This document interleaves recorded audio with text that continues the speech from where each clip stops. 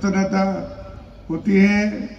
आज महेश जयंती है। माहेश्वरी समाज के लिए आज का दिन इसीलिए विशेष अवसर है कि वे अपनी उत्पत्ति का उत्सव आज मनाते हैं।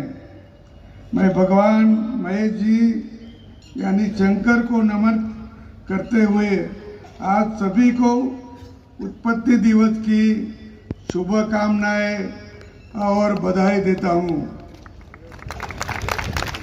मैं ये मानता हूं कि कोई भी राष्ट्र विभिन्न समाजों से बनता है।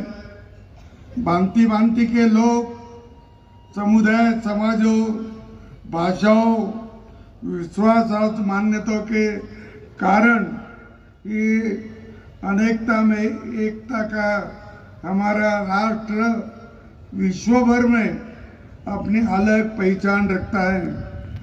और ये माहेश्वरी समाज जो है मेरे ख्याल से वो संख्या में कम होगा, लेकिन अपने सारे देश में लोग व्यवसाय करते हैं, बड़े उद्योगपति हैं और इससे कोई एक समाज आर्थिक तो अपने देश में इतने सब समाज है, हजारों सैकड़ों समाज है और इस सैकड़ों समाज में कोई एखादा समाज आर्थिक दृष्टिया अच्छा प्रबल है, ताकतवान है, आर्थिक दृष्टिया मजबूत है।